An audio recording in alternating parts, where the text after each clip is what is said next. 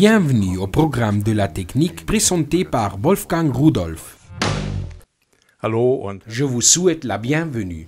Aujourd'hui, j'ai décidé de vous parler d'un sujet très difficile à rendre visible, mais qui se trouve autour de nous, le courant électrique. Comment réussissons-nous à mesurer la puissance électrique? Commençons par quelque chose de simple. Je demande aux experts, aux techniciens et aux ingénieurs de ne pas écouter maintenant.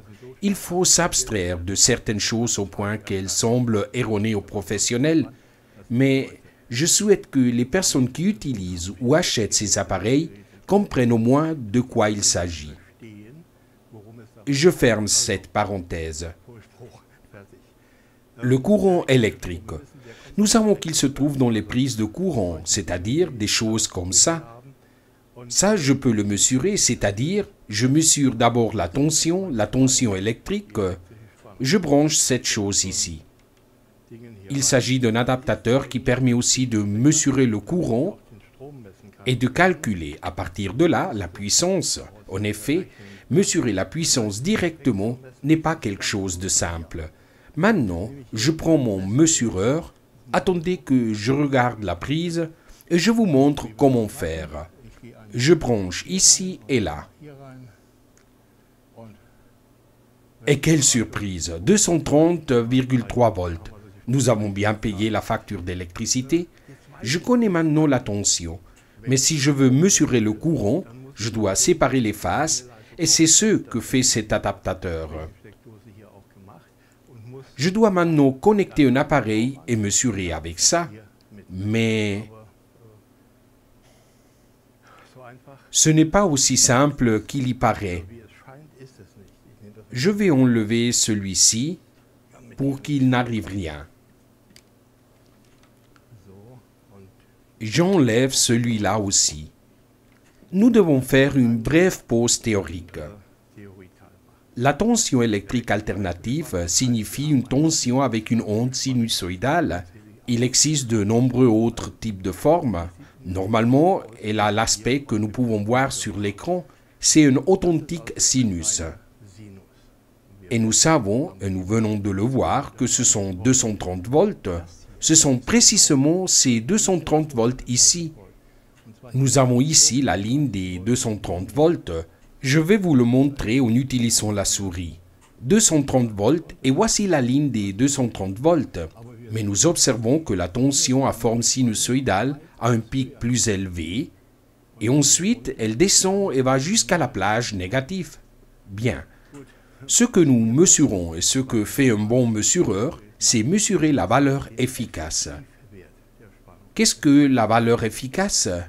Pour faire simple, lorsque ce volume ici est pris et que celui-ci est pris et que celui-là est pris et qu'ils sont mis dans une forme rectangulaire, comme si c'était de la pâte à modeler dans laquelle la quantité de la masse ne varie pas mais prend une forme rectangulaire, c'est la valeur efficace. Bien. Normalement, on utilise la racine, mais bon, observons maintenant l'image suivante. Nous avons ici un schéma que nous pouvons voir. Nous voyons que le 3 est la valeur efficace et le 1 est la valeur pic de tension, c'est-à-dire la tension la plus grande possible qui apparaît comme maximum dans les demi-ondes positives et négatives du sinus. Le courant alternatif se nomme ainsi parce qu'il change constamment de polarité. Ensuite, nous avons autre chose. Le numéro 2. Le numéro 2 est la tension pic-pic. Elle va du pic positif au pic négatif. Elle est donc le double de la valeur pic. Or, nous parlons ici de ce qui sort de la prise. Mais maintenant, je vais compliquer un peu les choses. Regardez ça et observez comme nous arrivons à la valeur efficace. En haut se trouve notre sinus, au centre, en vert. J'ai éliminé les demi-ondes négatives. Et en bas, j'ai ajouté la demi-onde négative comme positive. Lorsque le courant est rectifié, nous obtenons le graphique central avec une diode. Mais si nous prenons un redresseur d'onde complète, c'est-à-dire un pont ou un pont redresseur, Les plus âgés sauront ce que c'est un pont de Gretz. Il a alors l'aspect de celui d'en bas. Si je convertis un courant alternatif de 50 Hz en un courant continu, alors il pompe 100 Hz au lieu de 50. Et vous savez maintenant pourquoi. Mais il s'agit toujours de la valeur efficace. On applique ici ce que j'ai dit avant. Il faut diviser par la racine de 2 pour obtenir notre valeur efficace et non pas la valeur pic. Bien, maintenant les choses se compliquent. Nous n'avions que la tension, mais nous voulons mesurer la puissance. Quelle est la puissance du frigo? Quelle puissance a une machine comme une perceuse, un tour ou toute autre chose? La puissance est le courant multiplié par la tension. Pour l'instant, nous n'avons pas mesuré le courant, mais nous le voyons sur le graphique. Or, cette ligne que nous avons ici est la tension. Nous pouvons voir en bas à droite la description U plus T, c'est-à-dire la tension dans le temps. Et ici, nous avons la ligne verte, c'est le courant. Peut-être allez-vous demander pourquoi il est déplacé. Eh bien, avec la plus grande tension, le courant maximal doit aussi passer.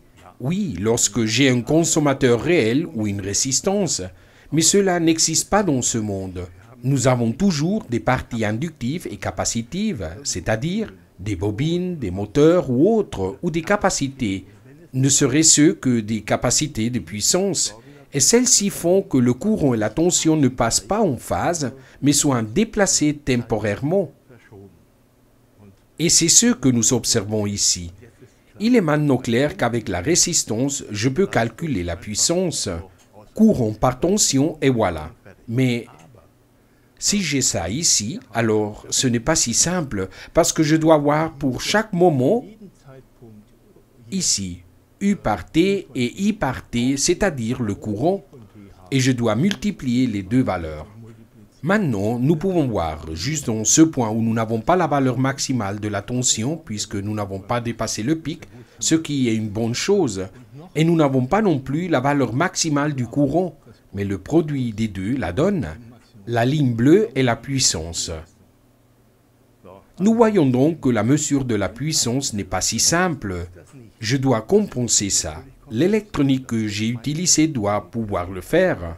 Je ne peux pas prendre 100 valeurs de tension et de courant 5 fois par seconde et les calculer. Ce n'est pas possible.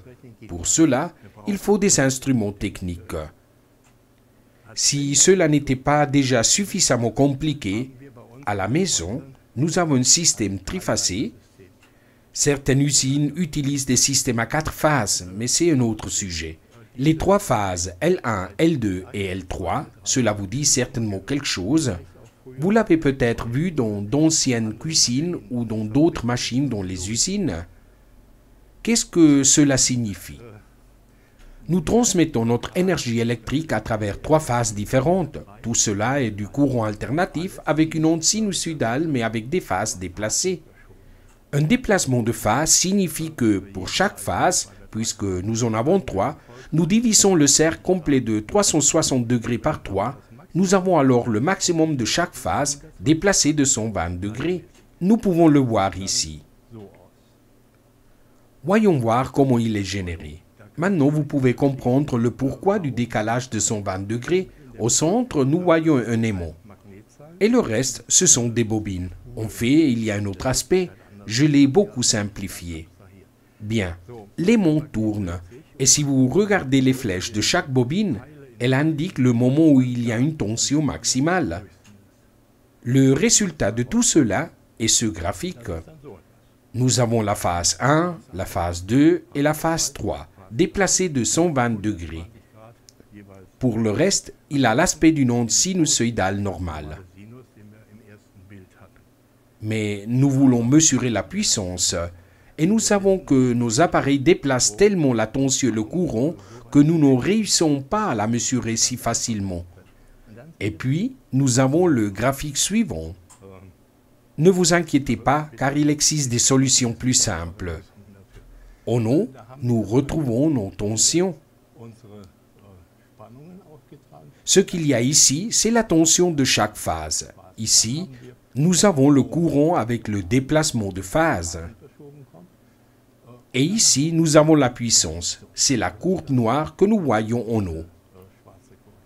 Non, ici, ce n'est pas le cas car elle n'a pas encore été calculée. Il faut lui ajouter quelque chose. Entre les différentes phases, les phases L1 et L2, nous avons aussi une tension. Ce que nous avions jusqu'à maintenant, c'était la tension contre le zéro, mais nous avons aussi une tension entre les différentes phases, entre L1 et L2, entre L1 et L3 et entre L et N. Cela veut dire, il vaut mieux que je m'arrête. C'est un sujet très compliqué. Si nous avons le déplacement de phase du courant et que nous souhaitons calculer la puissance pour les trois phases, parce que nous avons un moteur trifasé, nous ne pouvons pas utiliser un appareil de mesure conventionnel. Mais arrivé à ce stade, je préfère m'arrêter car le sujet est devenu assez complexe et il n'est pas facile à expliquer simplement. Je devrais vous montrer des diagrammes vectoriels, je détestais ça à l'école, et introduire des calculs complexes utilisant des formules compliquées. Vous pourriez alors le comprendre plus facilement, mais cela supposerait de l'avoir étudié ou de l'avoir pratiqué tous les jours. Je veux simplement vous dire que le courant que nous obtenons d'une prise, ainsi que la tension, tout cela paraît simple. On branche dans la prise de courant et c'est bon. Pour le courant trifasé, c'est-à-dire trois phases de courant alternatives, des prises peuvent aussi être utilisées. Mais lorsque l'on souhaite mesurer la puissance, dans ce cas, nous avons un problème. Bon, ce n'est pas si grave. Un microprocesseur, quelque chose de si petit, peut effectuer de très nombreux calculs et mesures. Lorsqu'il reçoit les valeurs de tension, c'est-à-dire le temps T, et pour ce même temps T, le courant, il calcule alors immédiatement la puissance. Tout cela peut être combiné pour les trois phases, et il m'indique la consommation totale. Grâce à leurs nombreuses fonctions, les appareils très spécialisés font ça, mais ils sont si faciles à lire et à manier que c'est comme si on appuyait sur cet interrupteur.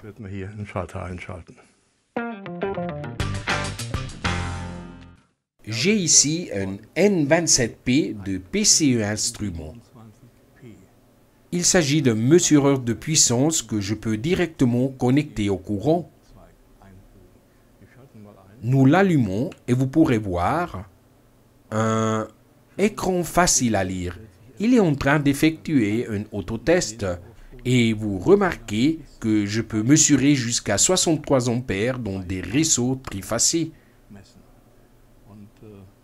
Le menu me donne ici la possibilité de régler différents modes d'affichage. Par exemple, ici VAR, VA et la puissance en kWh. Et nous revenons au début. Comme vous voyez, le maniement est simple. Ce qui se produit ici à l'intérieur, ce sont des processus complexes, rapides et en continu dans trois phases avec courant et tension. Il mesure le courant réactif. En réalité, il calcule la puissance active, réactive et apparente et me la montre. De même, il se branche très facilement par ici. Les connexions peuvent être interprétées par n'importe quel expert grâce à ce schéma que nous avons ici. Vous voyez bien ici. Vous ne pouvez pas le confondre. J'ai mis trois phases. J'ai N et j'ai l'alimentation avec tension continue ou alternative qui, bien entendu, est séparée des autres magnitudes. D'autre part, je peux activer des relais. Vous pouvez aussi voir ça ici. Ici, nous avons indiqué les relais. Ici, les contacts. Avec cela, tout est dit. Vous le branchez et c'est tout. Il peut aussi être configuré au moyen d'un logiciel et il peut effectuer des réglages spéciaux. Il mesure 63 ampères maximum.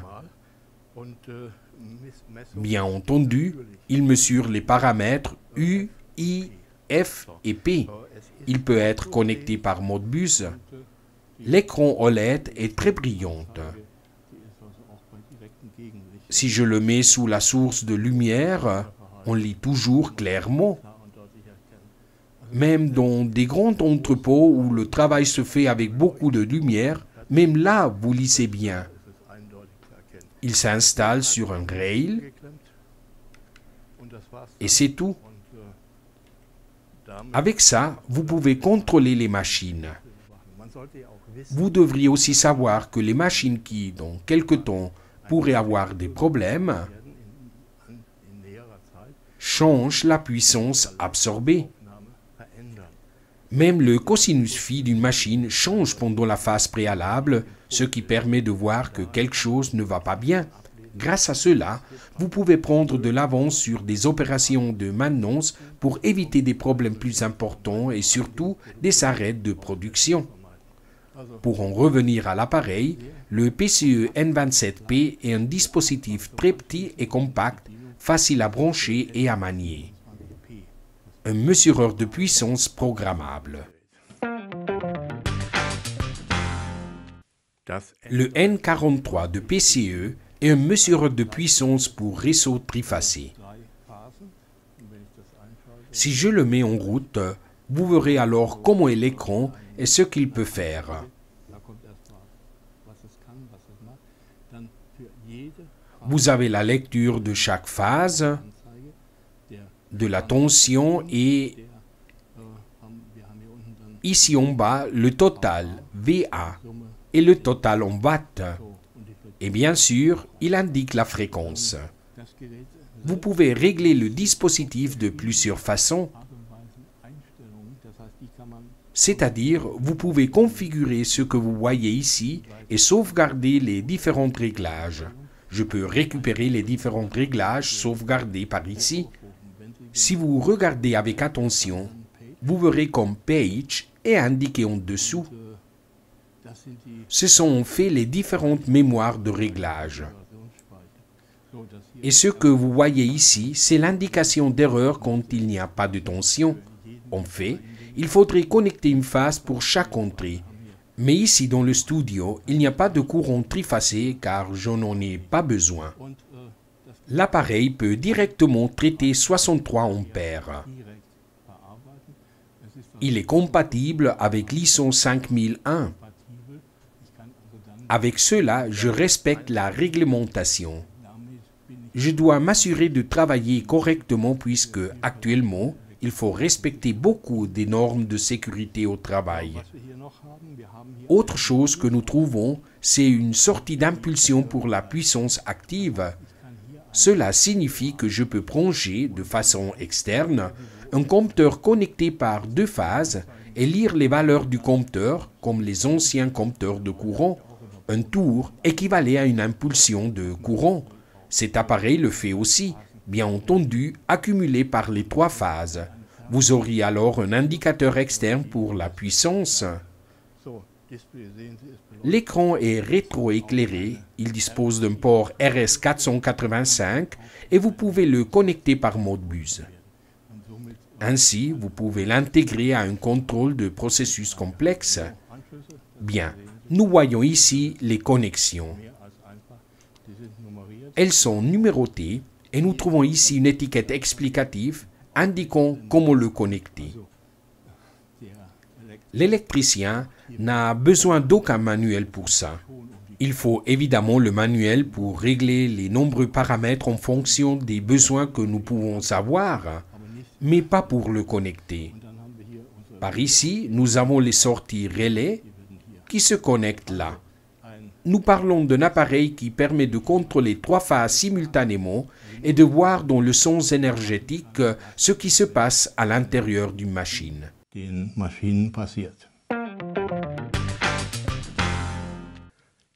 Le ND20 de PCE peut s'installer directement dans un panneau. La partie avant a une protection IP67. Cela sous-entend que la partie arrière n'en a pas besoin, parce que c'est là que se trouvent les connexions. Voici son aspect. Je vous le montre. Nous avons ici la description des entrées et des sorties. Cela me permet de voir immédiatement où se trouvent L1, 2 et 3 et où je dois connecter N. J'ai ici la possibilité de voir le transducteur que je peux connecter. Je peux mesurer des grands courants à l'aide du transducteur. Cela est aussi indiqué ici. Comme vous voyez, c'est un bon appareil pour le professionnel. Je le connecte maintenant à ma prise de courant. Je dois attendre un moment et je peux voir ND20. Bien. Comme vous pouvez le constater, il dispose d'un grand écran LCD rétroéclairé de 3,5 pouces qui permet de lire les valeurs clairement et nettement. Il indique, et ça peut se régler ici, différentes valeurs. À gauche, il indique la phase correspondante. À droite, il indique ce qu'il mesure, des ampères. Maintenant, des watts. Maintenant, nous voyons AR. Maintenant, nous voyons VA. Maintenant, PF avec une erreur parce qu'il n'est pas connecté. Nous avons ici la somme des trois phases et on nous indique à nouveau la somme totale. Et la fréquence, nous n'avons aucune fréquence connectée. Une alimentation supplémentaire n'est pas nécessaire puisqu'il peut fonctionner au moyen de la tension de mesure. S'il n'a aucune tension ni courant de mesure, il faut le connecter au réseau électrique. Il mesure U, I, F, P, Q, S et PF, c'est-à-dire tout. La gamme complète de tout ce que je peux mesurer avec un mesureur trifacé. Cet appareil montre et contrôle ces valeurs. Et en fait, c'est tout. Tout peut être mesuré avec cet appareil. Il fait tout. Il est petit. En plus, il s'installe facilement et sert à contrôler vos parcs de machines. D'un simple coup d'œil à l'écran, vous pourrez vous assurer que tout est en marche et fonctionne correctement.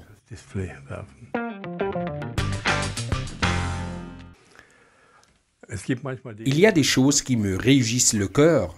Lorsqu'on me taquine, j'ai l'habitude de dire « la technique est amusante ». Mais ça, c'est quelque chose qui me réjouit vraiment. C'est le ND30 de PCE, un mesureur de puissance trifacé à installer dans un panneau. Je l'allume et en fait, il se présente tout seul si vous regardez l'écran. Il nous dit comment il s'appelle. Il faut attendre un moment. Et maintenant, ici, voici quelque chose de particulier. Il m'a dit « Regarde, je me suis rendu compte que tu m'as connecté à Ethernet et par DHCP, j'ai pris une adresse IP du réseau et maintenant, tu pourras me localiser par là. Maintenant, je vais le saisir ici, juste au début, comme ça. Login. Maintenant, il accède. Voici son aspect dans l'ordinateur. Cela signifie qu'il est possible de contrôler complètement cet appareil à distance et en partie de le programmer. Cela facilite beaucoup les choses. Imaginez que vous avez beaucoup de machines en train de travailler et que toutes celles qui le requièrent ont cet appareil installé dans un panneau. Vous pourrez le contrôler à distance en accédant simplement à l'adresse IP et vous pourrez voir ce qui apparaît sur l'écran et bien plus. Regardez ici. Nous l'avons déjà dit, il a 3 phases. Nous voyons ici P1, P2, P3 et la somme. Il s'agit de la puissance et il est clair qu'il indique 0 parce que rien n'est connecté. Nous voyons aussi Q1, Q2, Q3. Maintenant, nous devons aller à la page suivante. Vous avez la possibilité de sauvegarder différentes configurations. Elles sont déjà préchargées. J'ai même la possibilité de simuler un ancien écran à aiguille. C'est drôle, mais cela peut être utile pour une application donnée. Il s'agissait du U1. Ici, nous avons quelque chose de spécial, et c'est que je peux visualiser les harmoniques jusqu'à l'ordre 51. Il faut dire que les lignes ont des parasites. Nous voyons à nouveau les harmoniques. Et nous avons ici les autres valeurs. Et ainsi de suite. Je peux consulter de nombreuses choses qui m'indiquent ce qui arrive dans le sens électronique à ma machine.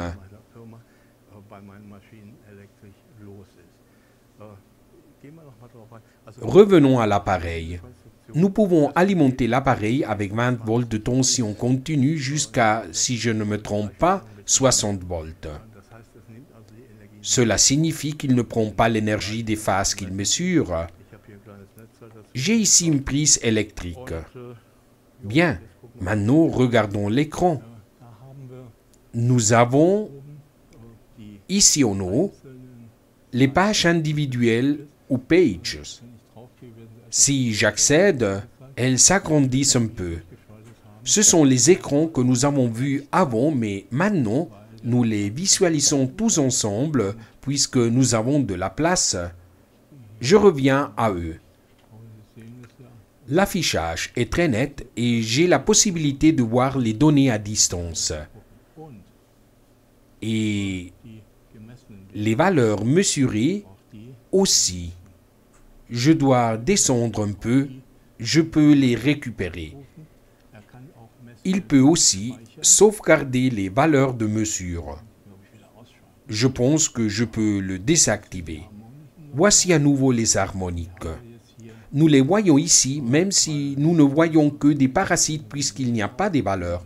C'est quelque chose qui arrive. Il est certainement en train de mesurer ce que nous avons dans l'air.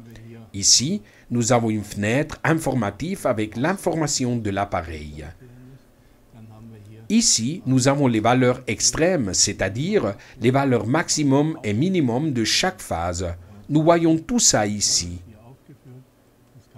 Je peux les visualiser, mais pour l'instant, il n'y a pas de données. Ethernet. Je vois ici ce qui est typique pour tout appareil connecté en réseau.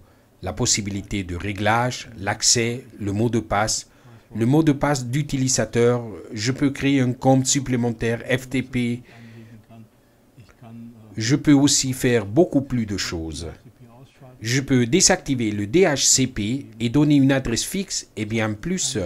Cela veut dire que si par exemple je suis chez moi le week-end et que dans mon entreprise les machines fonctionnent, alors je peux accéder à l'appareil et voir les valeurs. En plus, je peux définir des seuils d'alarme pour que, si une valeur est dépassée, une alarme soit générée. Ça aussi est possible. Je peux régler les conditions logiques et l'état des relais, c'est-à-dire comment il doit agir lorsqu'il utilise une condition logique déterminée, comme activer ou désactiver le relais. Pour deux choses différentes. Je pourrais activer une sirène, une lumière ou toute autre chose. Accédons maintenant. Je peux archiver et ce que j'ai aussi c'est Modbus. Je peux connecter l'appareil par Modbus. Je peux aussi utiliser une interface Profibus qui, entre-temps, s'est généralisée. À travers elle, je peux connecter beaucoup de contrôles de système que j'ai dans mon entreprise. Nous parlons d'un appareil qui est si complet qu'on pourrait passer ses vacances à essayer toutes les fonctions. Toutefois, je l'éteins et je le rallume et il fonctionne. Évidemment, je dois d'abord le connecter à ce que je veux examiner. Mais c'est très simple avec ces appareils. Là derrière, il indique directement comment le connecter. Il n'est pas nécessaire de lire le manuel. On voit ici où entrent et sortent L1, L2, L3. Et là-haut, Il m'indique la connexion du RS485 que je n'avais pas mentionné avant, la connexion de courant. Je peux connecter deux thermocouples pour contrôler la température. Je peux aussi établir un lien de manière logique pour générer une alarme lorsque une seuil de température est dépassée. Nous voyons ici les alarmes A1 et A2 qui sont aussi indiquées. Bien. Nous parlons d'un appareil avec lequel vous pouvez faire tout ce que vous imaginez. Et ceci est important lorsque vous avez des dispositifs et des machines onéreuses pour pouvoir les contrôler et savoir ce qu'elles font à chaque instant. Est-ce qu'elles fonctionnent correctement? Tout va bien? Y a-t-il un signe de problème? À mon avis, le ND30 est un appareil idéal.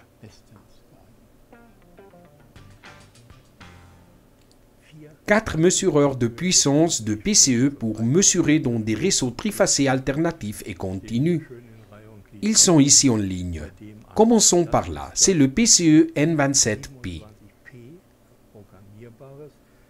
C'est un appareil programmable qui mesure directement 63 ampères. Comme vous voyez, je peux le monter sur un rail. Je le connecte jusque et c'est tout. Il mesure U, I, F et P. Et je peux aussi visualiser la fréquence. Il peut être utilisé pour respecter la norme ISO 50001 puisqu'il est équipé pour cela. Il dispose d'un relais d'alarme. Vous pouvez le connecter par Modbus. Et comme vous pouvez voir, il intègre un écran OLED lumineux qui permet de lire les valeurs sous n'importe quel angle et même sous un éclairage direct. Je peux le configurer via un logiciel et l'ajuster à mes besoins. L'appareil suivant, qui semble fatigué, se trouve dans le coin, c'est le PCE N43. Il mesure aussi directement jusqu'à 63 ampères. Vous pouvez mesurer U, I, F, P, Q, S et PF. Ici aussi, nous pouvons le monter sur un rail. Il faut juste l'insérer. Vous pouvez ainsi l'installer facilement dans n'importe quelle armoire électrique. Il dispose d'une sortie d'impulsion et vous pouvez lui connecter un compteur de puissance externe. Je reçois un signal d'impulsion et il dispose d'un écran LCD rétroéclairé, facile à lire. RS485 et Modbus sont intégrés, interface standard de nos jours. Nous arrivons à l'appareil suivant, le PCE ND20. Le PCE ND20 est conçu pour être installé dans un panneau. Il a une protection IP67, spécifiquement dans la partie avant. Vous pouvez mesurer et indiquer U, I, F, P, Q, S et PF. Il reconnaît si une phase est mal connectée, c'est-à-dire une séquence erronée de la phase. Il indique par exemple s'il a échangé L2 pour L3. Il est alimenté par un adaptateur secteur externe. Je le branche simplement sur le secteur, même si je peux l'alimenter avec des tensions plus faibles. C'est un écran de 3,5 pouces avec un bon rétroéclairage et facile à lire, avec aussi une interface RS485 et Modbus. Le dernier appareil est le PCE ND30. Il s'appelle NET ou PNET, PCE ND30 NET ou PNET. C'est le dispositif avec interface Ethernet, c'est-à-dire je peux le connecter à mon réseau et je peux y accéder depuis l'extérieur. On accède à une interface d'utilisateur et je peux visualiser simultanément sur un seul écran toutes les pages individuelles que je vois successivement. Il me permet de connecter deux capteurs de température PT100 pour pouvoir mesurer la température n'importe où. Il intègre un relais d'alarme et une sortie analogique pour ces applications. Quelque chose que je souhaite signaler est que je peux établir des connexions logiques. Je peux lui dire que si la température est ici de temps est là de temps, et si la tension ici est trop élevée, ou s'il n'y a pas de tension, alors je peux le connecter logiquement et dire « Si cela se produit ici, alors tu actives la sirène via le relais. Vous n'aurez plus à rien demander ici.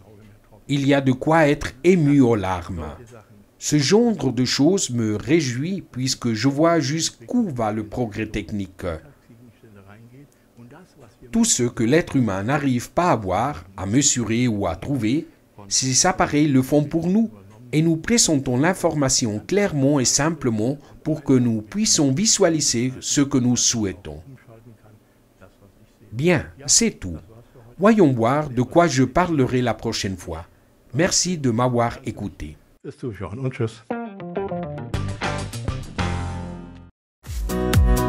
Découvrez et commandez nos instruments de mesure sur notre site www.pce-instrument.com.